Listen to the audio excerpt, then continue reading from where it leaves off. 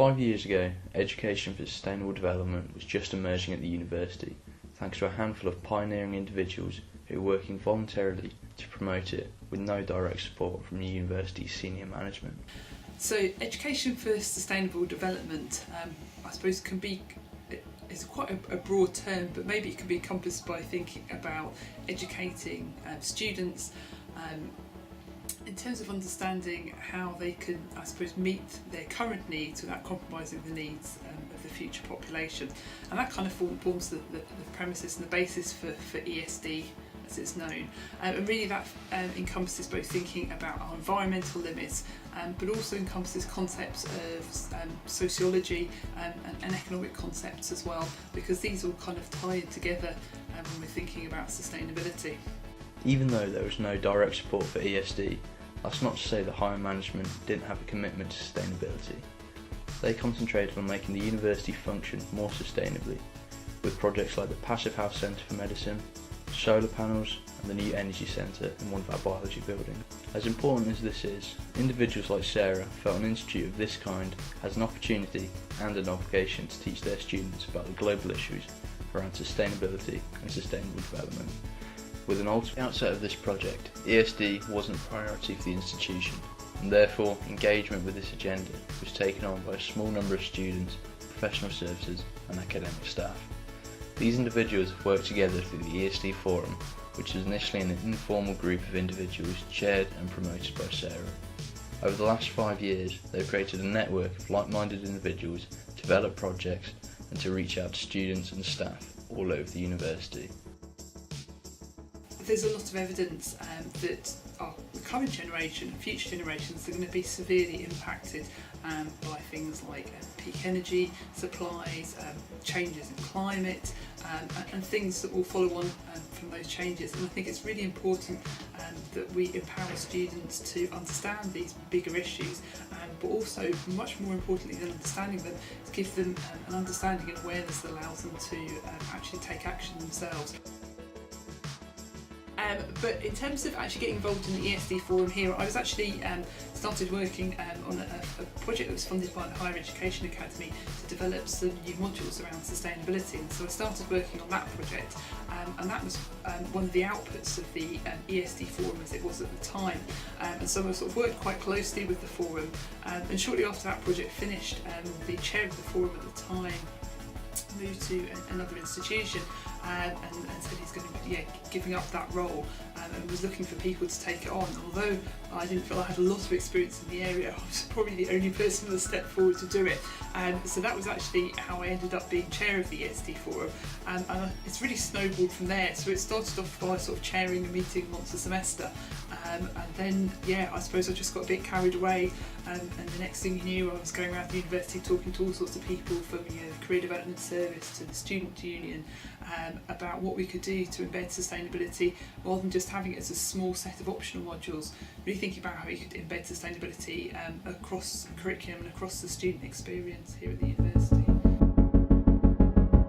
So we've had a number of different projects that we've been involved in. So as I mentioned, the initial project that I was involved in was developing a set of modules that were optional modules for a number of different science courses. And these still exist, sort of hosted by the Natural Sciences programme.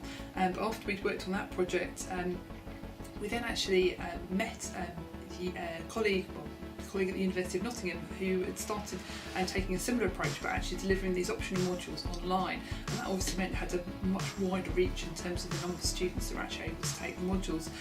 And so since then I've actually been working on a joint project with this colleague, also called Sarah, to kind of think about how we could increase, as I say, the provision of sustainability credits, both campus-based but more specifically online, and particularly extra credit modules or options as well.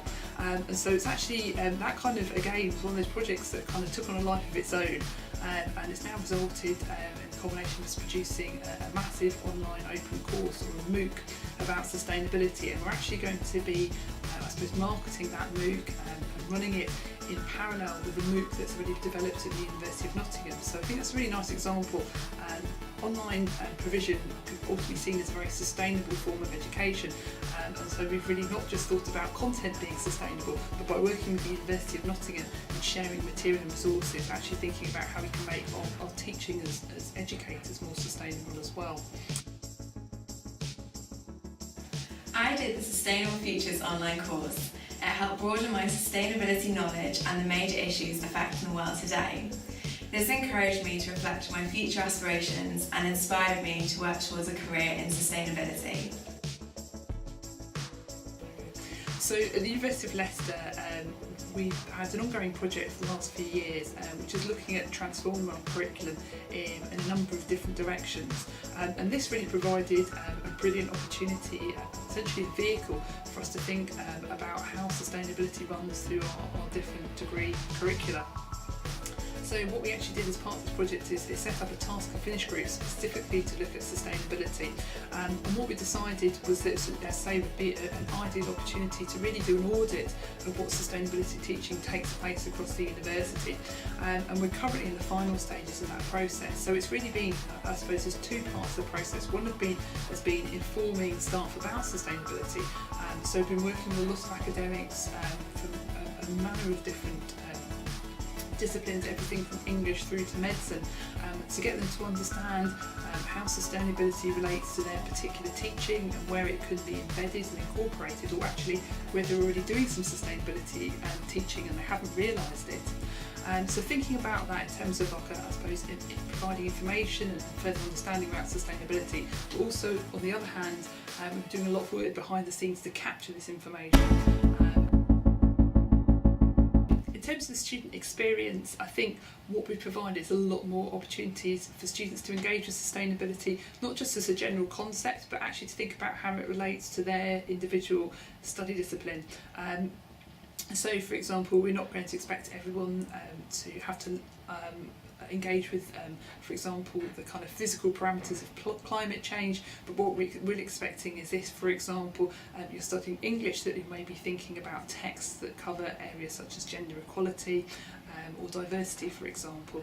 So I think hopefully what this provides is an interaction with sustainability which is meaningful for students and also empowering. So it's not just learning about the sort of potentially scary stuff, but actually thinking about what can they do as an individual to have an impact, and really I think helping students to develop into, I'd like to think of as global citizens. Here at the University of Leicester, we are committed to developing our students to have rewarding and fulfilling careers upon graduation. Speaking to employers, they are becoming increasingly interested in the role sustainability plays in effective business and organisations. So consequently, one of the things we've done here at the University of Leicester is develop a transferable skills framework. The skills framework is based upon the skills and attributes that employers tell us that they look for in graduates. One of our key skills within this framework is sustainability, and how we actually position sustainability within this framework is not actually as a skill in its own right, but as an enabling skill that allows our students and graduates to achieve high competence in the other areas, these being areas such as problem solving, critical thinking, team working, leadership and so forth.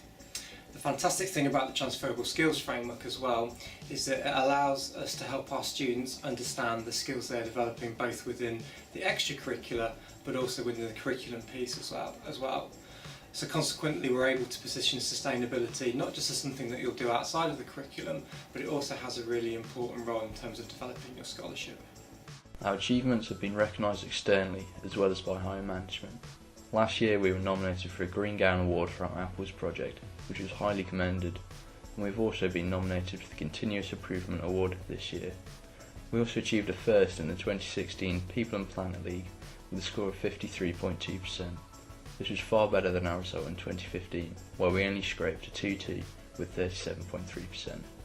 A large contributor to that increase was our ESD score, rising from 25% to 65%.